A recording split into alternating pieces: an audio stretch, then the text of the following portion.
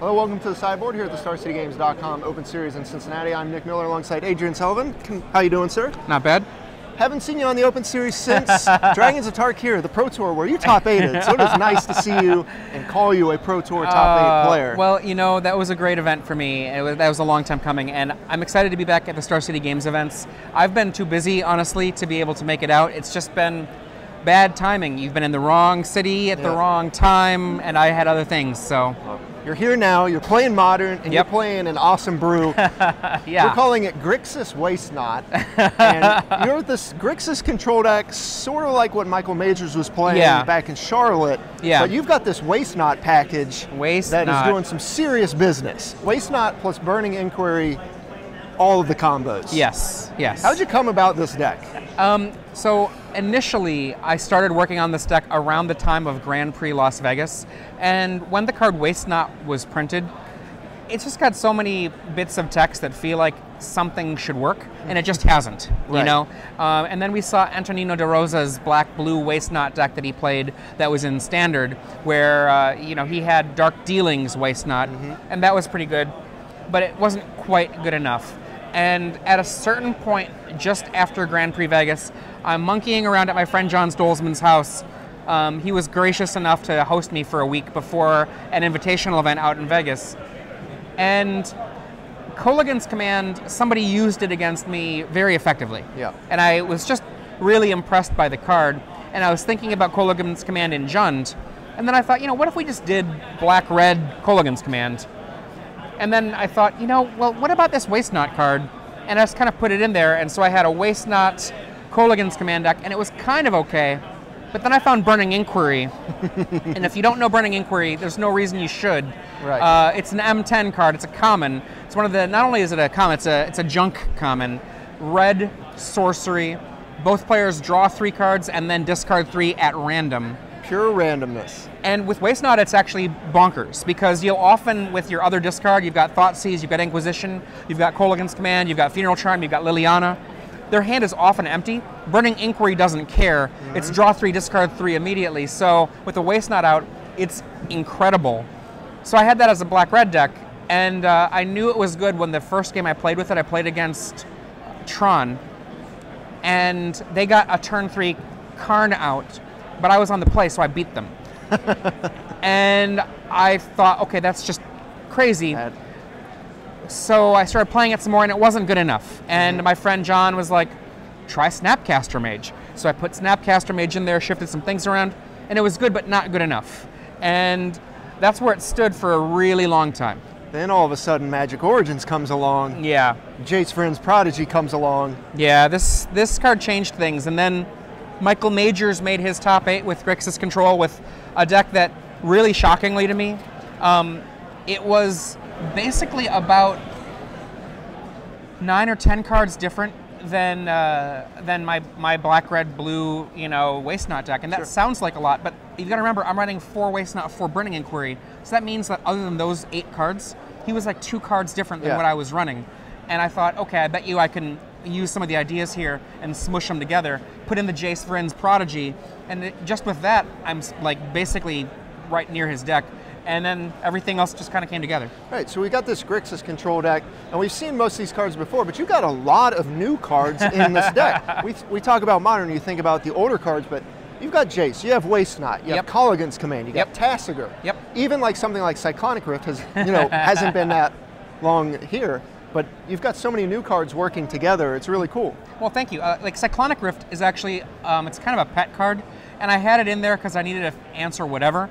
And like when your opponent's hand is always empty, or usually empty, doing something like Cyclonic Rifting a permanent and then Funeral Charming or Kolaghan's Commanding or Liliana-ing can just be great.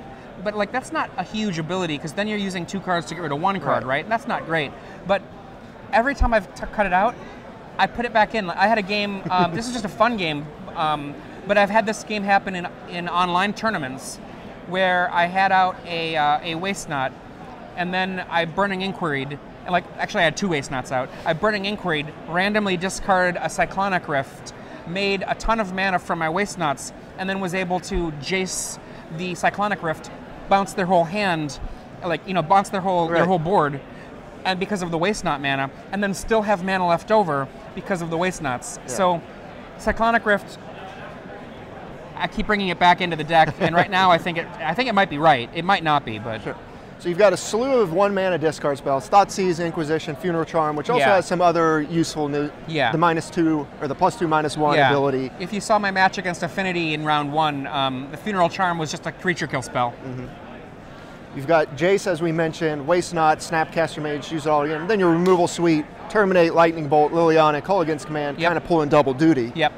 You know, sometimes I'm sure this helped you against Affinity as well, being able to destroy artifact the and shock 2 damage. shatter, boom, boom. Like that's what you end up trying to do is just, you know, 2 for 1, 2 for 1, and the longer that you survive, you just end up being able to be a very traditional control deck. Okay.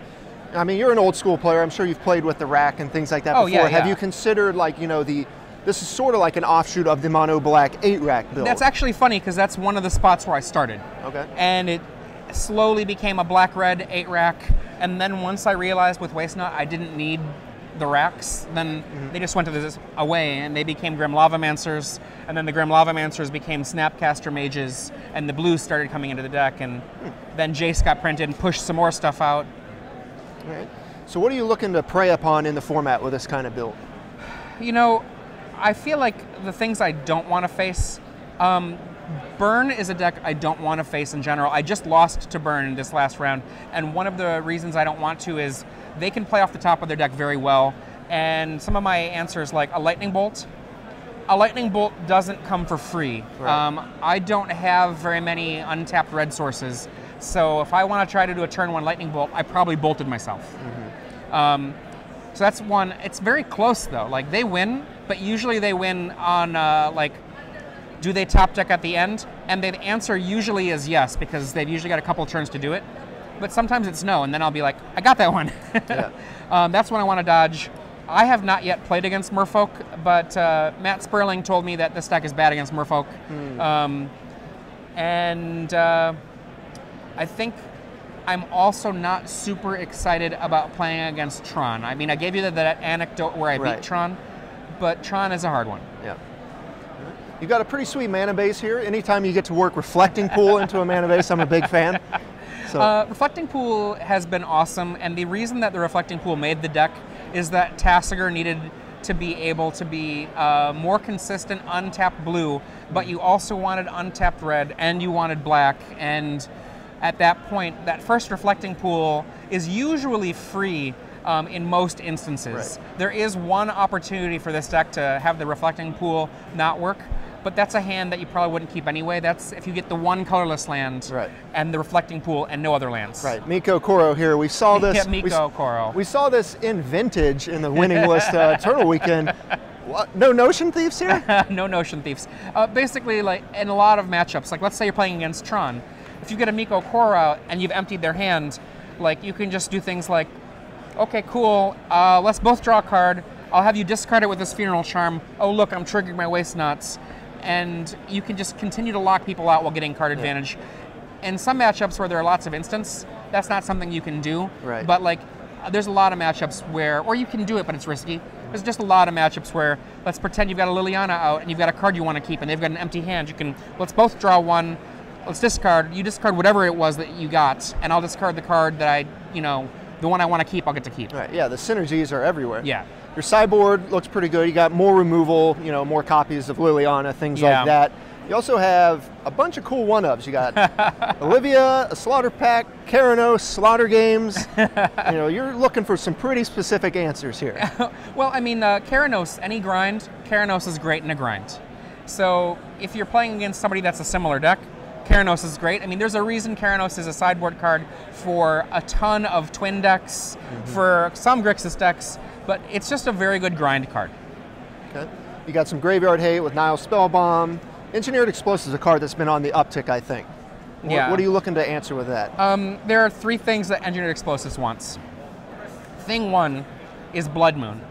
I have 2 swamps and an island, and against a Blood Moon deck, I'm going to aggressively search those out because they'll give me the mountains, and then I can Engineered Explosives on 3 and be able to have all my mana work again. That's thing 1. Thing 2 is tokens of any kind, because this deck is actually fairly weak to tokens. Yep. Most of my removal is point and click removal, lightning bolt, Kolaghan's command, that kind of thing. So being able to like knock out a whole ton of tokens at once is great. And then thing 3, Engineered Explosives is just a solid catch-all against a deck that attacks. Most of those decks have 1-drop creatures and 2-drop creatures, so it's very easy to get to a midpoint in the game, drop an Engineered Explosives, and blow up most of the world. Sometimes I take out an Engineered Explosives for a Pyroclasm. It really just depends on the metagame, and right now, because I'm still trying to learn the modern metagame, I think Engineered Explosives is weaker as a Pyroclasm, but since I'm not sure how much I'm going to need a Pyroclasm, it's stronger as a card that I can bring in against anybody. Right. Yeah, we've seen Jeff Hoagland has it in his sideboard for things like Merfolk, yeah. another deck that's on Perfect example. You can't Pyroclasm a Merfolk, but you can sure Explosives them. Yeah. All right. Hercule's Recall, Affinity, I assume, and then you got 3 Dispels. Yes. Michael Majors, he reinforced something Patrick Chapin said after Patrick Chapin's very different Grixis deck, which was Dispel is incredible in the matchups you want it in. And this is a deck where I actually am interested in having this moment happen. Turn 3 Waste Not, they cast the counterspell, I cast a spell. Now the Waste Not's in play, and then every time that I cast a Funeral Charm, it's just dumb. Every time I cast an Inquisition, it's just dumb. And the amount of advantage you get in one of those matchups when you are drawing a card or putting a 2/2 into play every time you use a discard card, it can't be understated. I had one opponent, another Grixis player, where he had a Liliana at 2 counters, and I had Waste Not out, and he really wanted to get his Lily to 3, so he made us both discard, and he had to discard a spell. So I'm like, okay, cool, I'll draw for that. But I think, he wanted his Lily at 3, that's reasonable, but that kind of advantage is like really powerful in those kind of situations. So Dispel helps that happen, and Dispel also is good against burn. Sure. So you can just be like, no bolt, 1 mana, no bolts. Pretty cheap answer for a lot of things you care about. Cheap matters. Well, the deck looks great. You've got all kinds of things working. The commentators loved it when we had it on camera, so you can be sure to check that out on the YouTube channel when it's posted in the archives. But Adrian, thanks for joining me here in the sideboard. Thank you, Nick. Always good to see you. Good to see you, Stay tuned to StarCityGames.com all weekend long for the action here in Cincinnati.